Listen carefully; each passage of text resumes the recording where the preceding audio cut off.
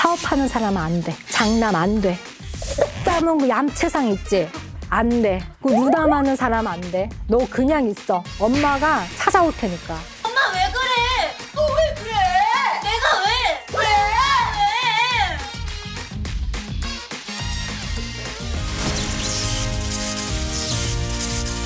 오늘의 주제는 엄마가 딸의 결혼을 망치는 순간들. 뭐라고? 내가 도움이 되면 됐지. 한간에 제가 모태솔로였다라는 말이 있지만 그건 썸네일이 잘못 찍혀서 가게 됐던 걷잡을 수 없어서 어떤 사태였고요. 저는 모태솔로가 아니었습니다. 저는 방년 15세 때 저희 동네 인기남과 첫 번째 연애를 하게 됩니다. 잘 살고 계시죠? 제가 딱 느꼈던 건 저희 엄마가 제가 첫 연애를 하게 되는 걸 눈치챈 순간 굉장히 불안에 떠는 것을 제가 목격하게 됐어요. 엄마의 눈에서 보았던 불안함을 잊을 수가 없어요. 그러니까 저의 첫 연애는 엄마에게 굉장히 환영받는 액션은 아니었고 또 내가 만나는 오빠는 엄마에게 너무너무 두려움을 주는 어떤 그런 존재였습니다. 하지만 저는 굴하지 않고 연애를 계속해서 했습니다. 몇 년 동안 지속됐던 엄마에게서 계속해서 오는 그런 메시지들을 제가 참 견디기가 어려웠어요. 그래서 제가 21살 때 연애를 접기로 합니다. 이 불안을 견디면서까지 하고 싶진 않다. 그래서 그 후로 9년 동안 저는 연애를 하지 않게 됩니다. 그래서 또 되게 많은 분들이 제가 못했다고 생각하시지만 안 한 거예요. 그래서 저는 이제 완전 몽땅 관두기로 했고 그때부터 굉장히 편해졌어요. 왜냐면 제가 엄마를 더 이상 자극하지 않았기 때문에 엄마가 저를 자극할 일이 없었죠. 그리고 제가 이제 돌아보면은 저희 엄마는 굉장히 차분하고 수다스럽지도 않고 정적인 여성이었는데도 불구하고 제가 만나는 남자들에 대해서 무난한 행동을 잘 하지 못하셨어요. 처음 본 제 남자친구를 갑자기 사위처럼 막 대하면서 갑자기 막 중국 음식을 막 시켜요. 한 상을 차려가지고 그 사람이 막 체하게 된다거나 아니면 또 제가 누구를 만나면 그래 뭐 잘 만나 뭐 어디서 만나 그런데 너무 그 사람이 궁금하니까 몰래 와서 보다가 저한테 들킨다거나 그리고 저희 고등학교가 동아리가 굉장히 활성화됐던 고등학교였는데 절대로 동아리 활동을 할 수 없었고 제가 대학에 가서는 반드시 10시 이전에 집에 귀가했어야만 했어요. 이유는 다 하나인데 남자를 함부로 만나면 안 되죠. 그 전에 다 만났는데. 저는 그 시간을 다 피해서 독서실에서도 만나고 교회에서도 만나고 잘 만났는데 제가 이제 커서 이제 이런 일을 하고 또 저희 엄마하고의 관계를 제가 돌아보고 이 나이가 되어 보았을 때 참 정리를 해보건데 근데 저희 엄마가 경험했던 남자들은 그렇게 안정적인 남자들이 아니었기 때문에 엄마의 관점에서 볼 때 어린 딸의 연애는 너무나도 위험한 베팅이었던 거예요. 딸의 안전과 인생을 담보로 하는 너무나도 두려운 전선으로 뛰어드는 것 같은 아마 그런 느낌이었을 거라고 생각이 들어요. 그래서 혼자인 것이 훨씬 더 안전하다고 이제 의식무의식적으로 느끼셨고 그렇기 때문에 저를 계속 이렇게 끌어당기게 됐죠. 그리고 이제 저는 아버지와 이제 살지 않았기 때문에 남성상이라는 것 자체가 이제 굉장히 좁았어요. 엄마를 통해서 들었던 남자들의 존재는 저한테 약간 어떤 느낌이었냐면 한 번도 가지 못한 땅 어떤 부족이 사는데 그 부족에게 1000년 정도 내려오고 있는 어떤 유물 같은 창인지 방패인지 알 수 없는 흉물인지 보물인지 알 수 없는 그런 미지의 대상이 어떤 남자들이었어요. 그러니까 결국에 무슨 얘기냐면 성인 남녀가 사랑을 하고 또 실패를 하고 때로는 관계가 정리되고 어려웠을 때 이 관계에 어디에 문제가 있었고 우리는 왜 이 관계가 중간에 끝나게 되었고 이런 것들을 객관적으로 잘 정리하지 못하면 상대편은 다 나쁜 놈 적군 이러면 정리하기가 쉽잖아요. 그런 식으로 이제 저희 엄마도 또 남자들을 이렇게 정리했던 것 같아요. 왜냐? 우리 엄마들의 세대에는 이런 유튜브가 없었잖아요. 우리 딸들은 유튜브를 보면서 그렇게 똑똑해져요. 끌릴 때 나오는 행동, 싫어할 때 나오는 행동, 헤어질 땐 이렇게 하세요. 막 지식들이 넘쳐나죠. 근데 우리 엄마 세대는 그런 다양한 관계들을 절대 배우지 못했거든요. 그렇기 때문에 엄마들은 딱 자기의 개인사가 실패했을 때 남자들을 딱 적으로 몰고 남자들은 믿지 마. 오류에 이제 빠지게 되죠. 우리가 이것을 이제 심리현상으로 외집단 동질성 가설이라고 해요. 우리 쪽, 우리 편은 다 옳아, 잘해, 맞아. 대신에 너네 편은 다 틀렸어. 너네 나빠. 딱 편가르게 하는 거예요. 근데 이제 엄마들이 이제 자기가 경험했던 남자의 세계가 굉장히 부정적이었을 때 이런 심리현상에 빠지면서 딸들에게 남자들이라는 집단을 소개할 때 조심해. 별로야. 안 좋아. 텔레비 보면서도 저봐 바람 안 피는 남자가 있는 줄 알아? 거봐 남자들은 다 기쁜 것들 앞에서 넘어간다니까. 이런 식으로 이제 막 오리로 심어주는 거야. 그다음에 또 반대로 외집단 동질성 가설에 빠진 아빠가 있다고 한다면 또 이렇게 반대로 얘기해. 여자들 너무 피곤해. 이러니까 남자들이 바깥으로 도는 거야. 박빙이 벌어지죠. 엄마들이 경험했던 남성에 대한 경험이 아주 긍정적이지 않았을 때 엄마들이 남자들에게 가진 신념이 딸들에게 그대로 다운로드되게 되어 있습니다. 아주 자연스럽게 일상 속에서 엄마들은 이런 신념들을 잘 전수해요. 막 방바닥을 닦으면서 콩나물을 막 다듬으면서 엄마가 막 이렇게 얘기하죠. 사업하는 사람은 안 돼. 장남 안 돼. 너 관상은 과학이란 말 알아? 어? 너 입 콕 담은 그 얌체상 있지? 안 돼. 그 누나많은 사람 안 돼. 듣다 보면은 어디서 많이 들은 아주 익숙한 프로필이죠. 아빠. 그래서 엄마들은 왜 이런 행동을 하게 될까요?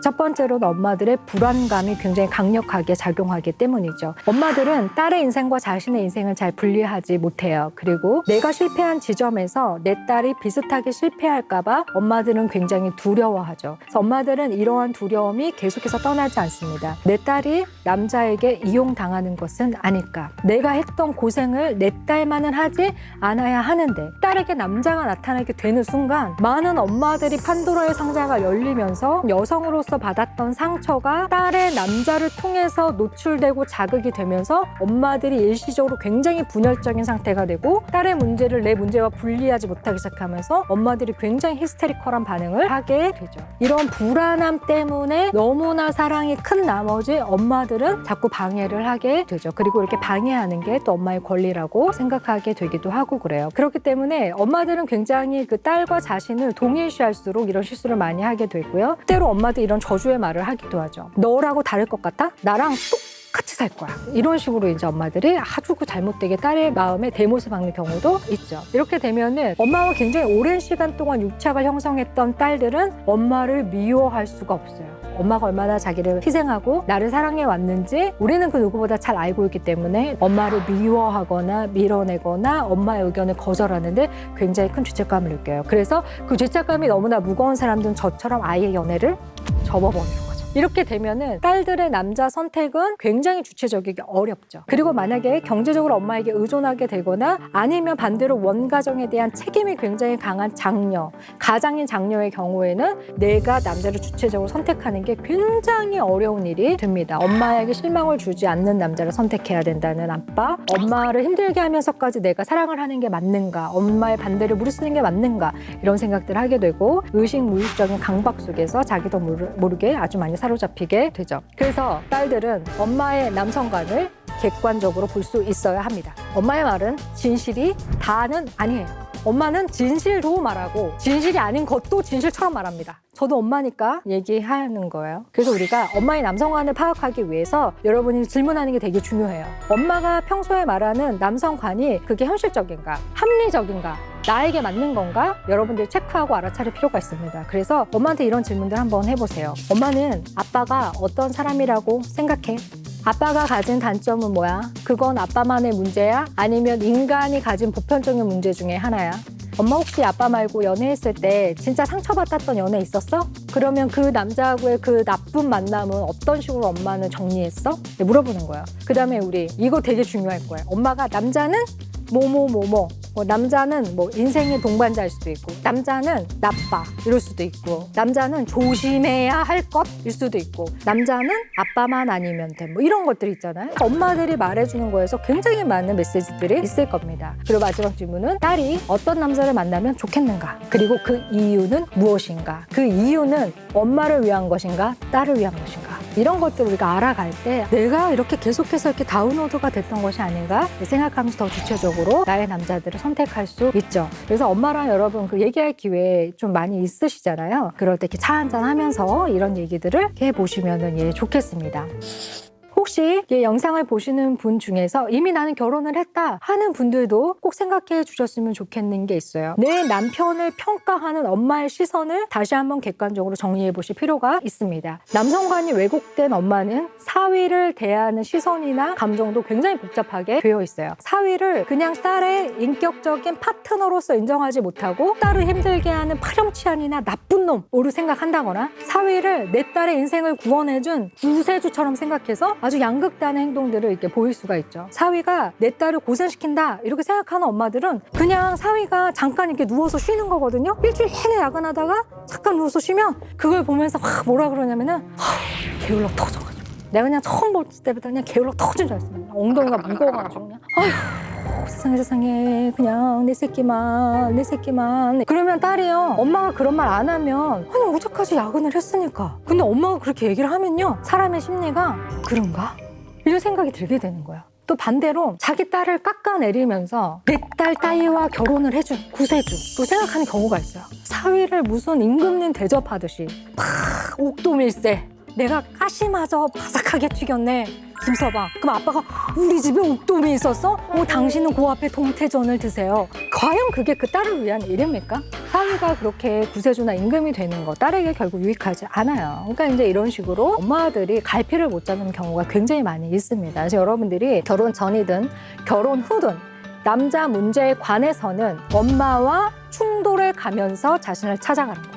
그리고 엄마와의 충돌을 절대로 두려워하셔서는 안 돼요. 여러분이 엄마와 계속 부딪혀야 되고 충돌해야 되는 이유는 엄마들은 절대로 만만한 존재가 아니기 때문이에요. 그렇기 때문에 일본의 사이토 다마키 박사는 엄마와 딸에 대해서 연구하면서 이렇게 얘기했어요. 엄마의 왜곡된 남성관이 딸에게 계속 전수되고 이러면서 일어난 여러 가지 문제들. 결국에 모녀가 가지는 굉장히 여러 가지 심리 문제들의 공통점은 다 무엇으로 정리할 수 있냐면 딸을 지배하려는 어머니가 모든 패턴의 어떤 공통점이다라고 이야기했어요. 엄마는 걱정되는 마음에 사랑하는 마음에 딸에게 개입하려고 하지만 결국에 이게 굉장히 지배적인 태도가 되고 딸의 주체성을 잃어버리게 하는 태도가 된다는 겁니다. 그래서요 우리 엄마들은요 딸이 여자가 되고 인간으로서 한 삶을 살아가는 것을 두려워하셔서는 안 됩니다. 엄마들이 자기가 상처가 많을 경우에 심리 저변에 이럴 수 있어요. 위험한 여자로 살지 말고 그냥 안전한 딸로 살아 라고 이야기할 수 있다는 거예요. 하지만 엄마도 여자로 인간으로 살아야 되는 것처럼 딸도 딸이었지만 또 여자로 또 인간으로서 살아갈 수 있는 삶을 우리가 서로가 주는 게 굉장히 중요하다는 겁니다. 자, 그러면 또 우리 많은 여성분들이 엄마도 있고 딸도 있고 이런 분들이 있을 거예요. 그러면 내가 엄마가 되었을 때는 우리가 어떻게 우리의 딸을 대해야 하는가라고 생각할 때 적어도 딸의 연애 문제에 대해서는 이 지점만 기억해 주시면 좋겠어요.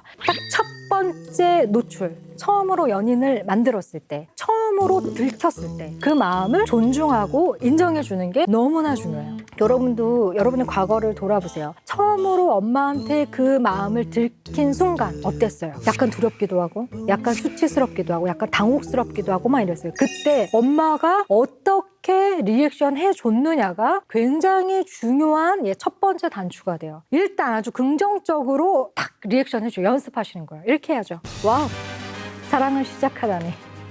이제 다 컸네.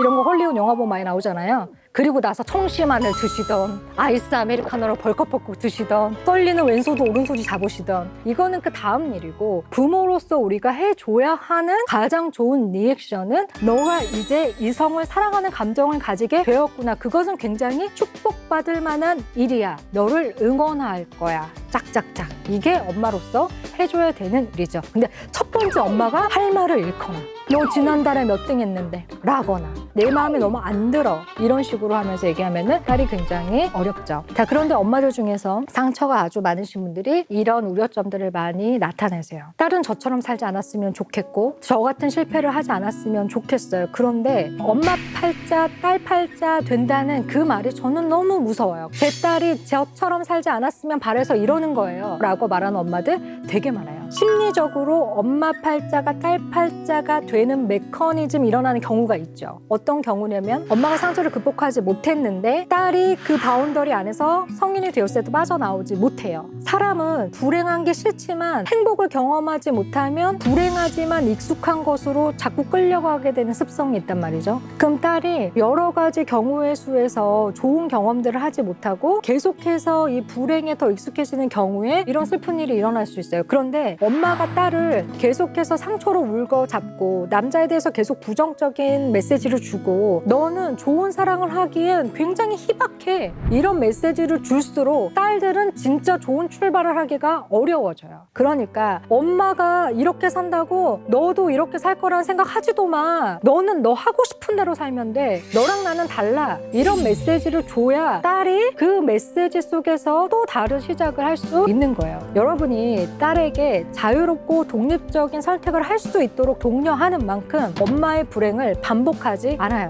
왜냐하면 아까도 말씀드렸듯이 딸들은 많이 배우면서 관계들을 배워가고 있어요. 또 우리 엄마의 세대와는 또 다른 존재들이에요. 그러니까 믿고 놓아주셔도 괜찮습니다. 엄마가 딸에게 줄 수 있는 가장 훌륭한 선물은 최선을 다해서 자신의 삶을 사시는 것이고 딸이 여자의 삶을 주체적으로 살 수 있도록 해주시는 것이고 나의 불행이 딸의 불행이 되지 않을 것이라는 사실을 받아들이시는 거예요. 그리고 딸은 엄마가 남자 관계에 있어서 불행한 것을 나의 책임이 아니다라는 것을 받아들이시는 거고요. 나는 엄마와는 다른 존재고 나는 내가 원하는 사람을 선택하고 내가 원하는 방향으로 살아갈 수 있다라고 스스로 생각하는 게 굉장히 중요한 부분입니다. 우리는 누구나 다 본인이 선택한 만큼 행복해질 수 있다는 것을 기억해 주시면 좋겠습니다. 그래서 우리 어머니들 너무 사랑하시기 때문에 개입하시겠지만 너무나 사랑한 나머지 딸의 결혼과 딸의 사랑을 망쳐서는 안 되겠습니다. 아이고 그만 처먹어 이년아 살쪄. 이 나이에 니들 키우고 니들 새끼까지 키우는 엄마 마음 한 번이라도 생각해봤어? 자식이 상전이고 맨수라더니.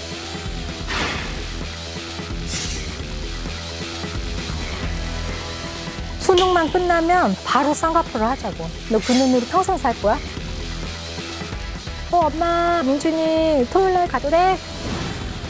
요것이? 당신도 보고만 있지 말고 얘기 좀 해봐.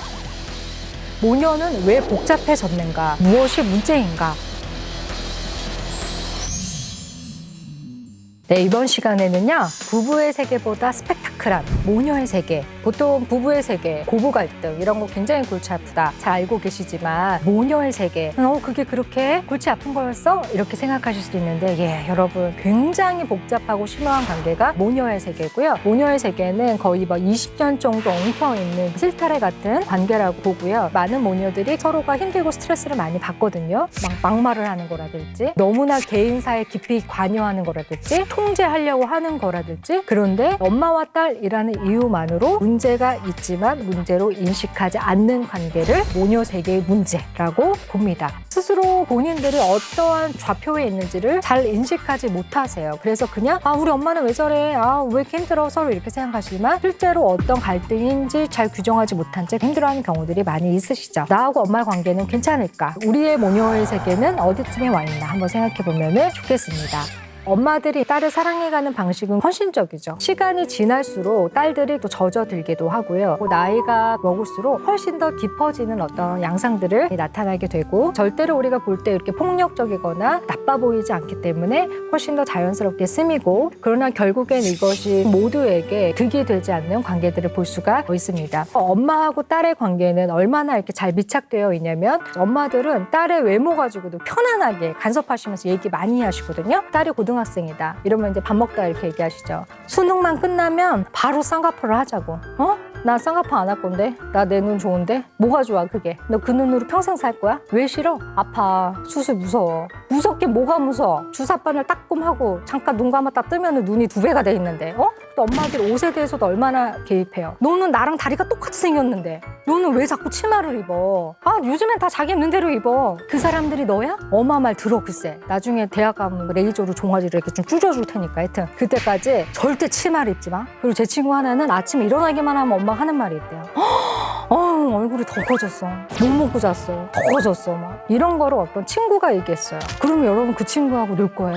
안 놀죠. 엄마기 때문에 이런 얘기들 너무 아무렇지 막 하죠. 그다음에 이제 결혼한 여자들은요. 시어머니가 이거 비밀번호 띡띡띡띡 해서 눌러오는 것도 스트레스지만요. 친정엄마가 띡띡띡띡 눌러오는 거 이것도 진짜 못 말리는 일이에요. 막 들어와요. 와가지고 갑자기 막 청국장을 막 10리터를 막 냄새가 막 거의 막 원조집이야. 집이 막 퇴근하고 들어오니까 갑자기 막 우리 집이 청국장 50년 막 이런 집이 돼 있어요. 막 이불 다 널어놨는데 막 안방문 옷장 다 열고 엄마가 막 청국장을 막 우리 집을 막 이렇게 만들어놨어요. 엄마 뭐해? 야, 내가 오늘 아침 프로를 봤는데 청국장만한 게 없단다 여자한테.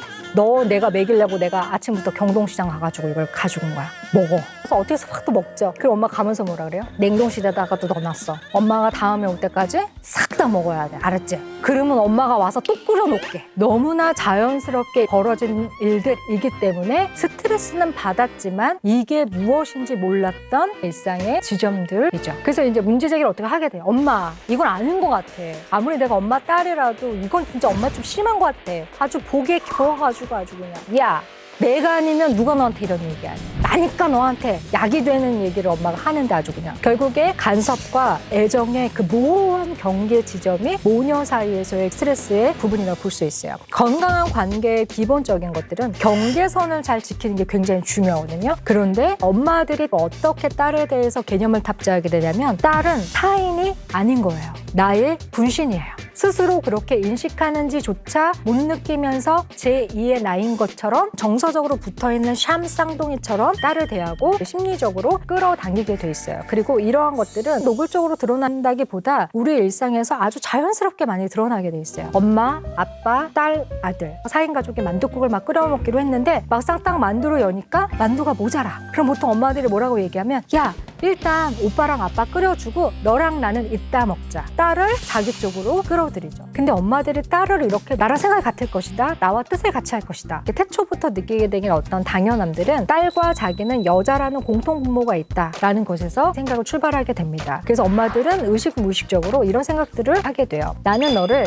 알고 있어. 나보다 이 딸을 더 잘하는 사람은 없다. 더 나아가서 딸, 너 자신보다 내가 너를 더 잘 알아. 우리는 서로 같아. 자신의 일부로 딸을 여기게 되고 굉장히 위험한 경계선까지 가 있게 되는 거죠. 이렇게 되면은 엄마는 굉장히 딸을 사랑하지만 딸하고 관계는 어려워지고 갈등을 유발할 수밖에는 없게 되죠. 그리고 문제는 뭐냐면 결국에 다른 관계들에도 부정적인 영향을 미치게 되어 있어요. 심리적으로 딸을 탁 이렇게 올가매고 있을 때 이 엄마는 딸이 결혼을 해도 잘 놓아주지 않고 딸의 가정까지 들어가서 영향력을 행사하게 돼요. 이 친정 엄마가 결혼한 딸을 보내지 못하면서 또 사회에게도 또 문제를 일으키는 이런 것들을 모녀 스트레스의 연장선이라고 볼 수 있습니다. 딸이 행복하기 바라기 때문에 더 딸의 결혼 생활에 관여하려고 하시죠. 그러니까 내가 누리지 못했던 행복을 내 딸은 좀 누렸으면 좋겠고 내 딸만은 좀 나처럼 고생하지 않고 편안하게 살았으면 좋겠다. 이런 바람으로 대리만족을 이제 가지시면 살기 원하시지만 이게 정말로 독립되지 못한 상황에서 그것을 할 때는 결과가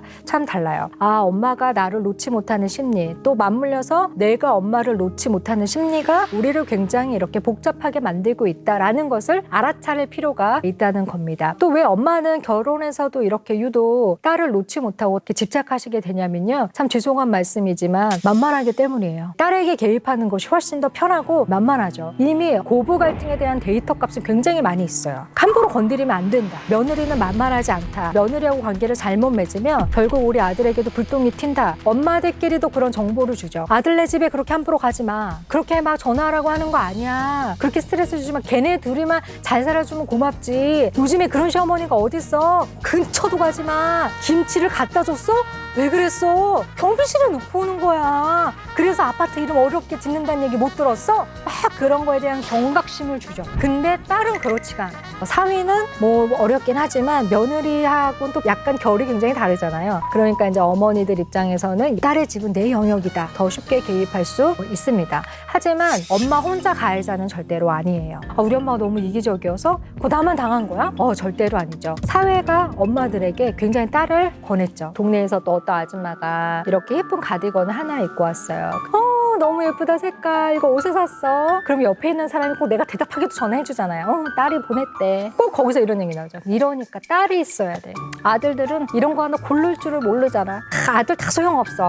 다 남의 남자야. 늙잖아. 딸 없는 여자가 제일 불쌍하다. 여성 개인의 삶을 위해선 딸이 필요하다. 사회가 여성에게 그 딸의 필요성을 굉장히 많이 강조해요. 가끔씩 친구와 같은 느낌이 들 만큼 서로를 잘 공감해주고 이런 거는 좋죠. 있을 수 있어요. 하지만 엄마가 엄마로서의 자리, 딸이 딸로서의 자리를 비틀었을 때 안 좋은 그 중간 지대를 일컬을 때 가장 아름다운 용어로 그거를 친구 같은 딸이라고 표현할 수 있어요. 딸은 자식이고 친구 같이 느껴질 때가 종종 있지. 있지만 친구 같은 딸 아니라는 거를 기억해 주시면 좋겠어요. 엄마들이 이런 심리를 형성하는 동안에 딸들도 비슷한 심리를 형성하게 되는데, 딸들은 태어나서부터 엄마에게 일단 의존하면서 성장해 왔잖아요. 그렇기 때문에 딸들은 자기가 얼마나 엄마에게 의존되어 있는지조차를 인식하기가 어려워요. 어린 시절에는 더욱더 그렇죠. 딸이 엄마로부터 심리적인 독립을 한다는 건 나이가 든다고 되는 문제는 절대로 아닐 수 있다는 거예요. 만약에 딸이 워킹맘이라고 한다면 육아 문제가 발생하기 때문에 갈등이 더 증폭되는 아주 진퇴양난의 상황에 빠지게 되고요. 이 와중에 남편은 궤도 밖으로 나가 떨어지게 된 일들이 또 많이 생기게 됩니다. 저도 알아요. 그 친정 엄마의 도움 없이 두 부부가 주체적으로 육아를 하고 꾸려간다는 게 얼마나 벅차고 어려운지 정말 알아요. 저는 결혼하기 전에 저희 엄마가 돌아가셨기 때문에 베이비시터의 도움을 좀 많이 받았고요. 일주일에 4번 오셨어요. 오후 3시부터 9시. 나머지 시간은 저희 남편하고 제가 테트리스처럼 시간표를 짜가지고 이렇게 이제 살아왔어요. 테트리스 한 칸이 비면 그렇게 살벌합니다.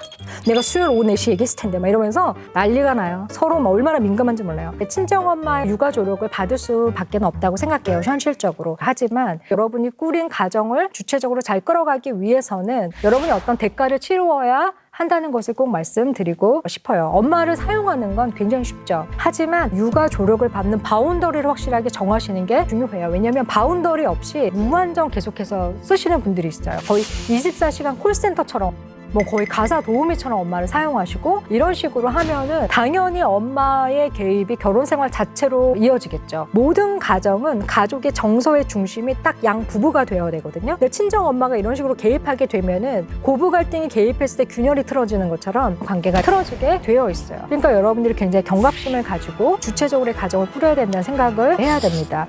친정 엄마 세대는요, 희생하면서 가족을 잘 건사하는 게 당연한 어떤 의무라고 생각했어요. 그렇기 때문에 엄마들이 딸을 결혼하고 나서도 자신의 삶과 딸의 가정을 분리시키지 못하고 계속해서 자신을 희생의 포지션으로 두는 경우가 많이 있죠. 이것들이 결국에는 모녀 스트레스를 유발하고 관계에 굉장히 득이 되지 않는 것들을 볼 수 있습니다. 엄마의 삶을 생각해 보세요.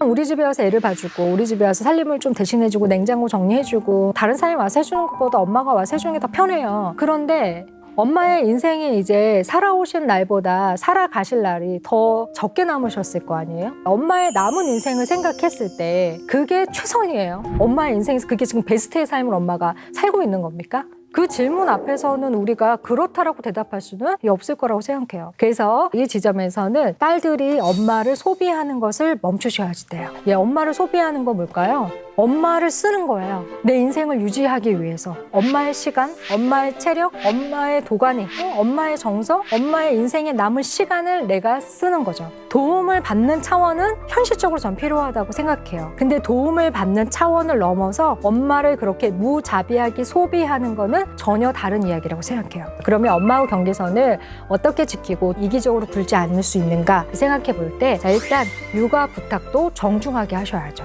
이 세상에 다 이런 게 어딨어요. 정중하게, 그리고 거리감 있게 하셔야죠. 엄마, 내가 오늘 제가 8시까지 꼭 갈게요. 이러면 꼭 시간을 지켜주세요.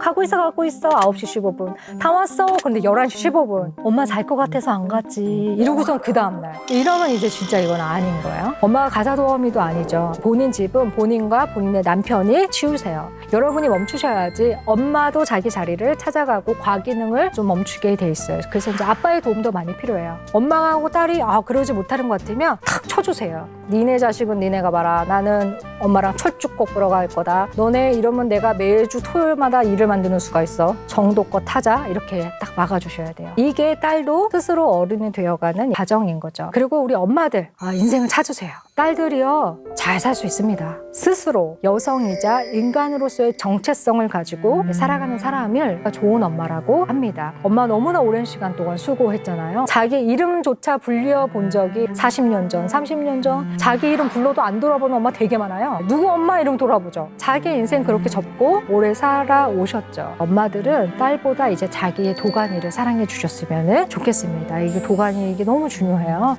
그 다음에 또 딸에게 이렇게 얘기하죠. 우리 딸, 엄마는 우리 딸 때문에 살아. 이런 말 진짜 무서운 말이에요. 왜 딸 때문에 살아요? 여러분이 태어났으니까 여러분 인생의 몫을 다 하는 거죠. 그리고 우리 따님들은 엄마한테 정말 한 번쯤 진짜 고맙단 말 제대로 해보지 않았다면 꼭 해주셨으면 좋겠어요. 그게 돼야 또 엄마도 독립하실 수 있어요. 그 다음에 또 하나, 아빠가 안 계시다면 엄마의 연애를 말리지 마세요. 엄마의 연애를 그렇게 뜯어말리는 딸들이 있어요. 엄마 이제 와서, 이제가 뭐 어떤 때인데요. 엄마 나를 이제야 자유가 왔는데 엄마 세상 무서운 줄 모르고 어디 가가지고 그냥 내 옆에 있어. 여러분 옆에서 냉장고 정리밖에 더 하고 계세요? 좋은 사람도 많이 있어요. 엄마 연애 말리지 마세요. 이런 과정 속에서 엄마들도 굉장히 많은 서운함을 느끼시게 될 거예요. 그런데 우리가 다 성인이죠. 그 서운함은 결국엔 엄마의 몫임을 우리가 받아들이는 거에서 서로의 독립은 시작될 수 있습니다. 네, 영국의 문학협회가요. 전 세계 102개국 비영어권 국가의 국민들 4만 명을 대상으로 이 세상에 존재하는 가장 아름다운 영어 단어를 묻는 설문조사를 했다고 하는데요. 1위를 차지한 단어가 바로 mother였습니다. 예, 엄마였는데요. 이렇게 아름답고 소중한 이 엄마라는 단어 우리가 잘 지키기 위해서 어쩌면 오늘날 우리는 서로에게 좀 더 독립을 허용해야 할 필요가 있을지 모르겠어요.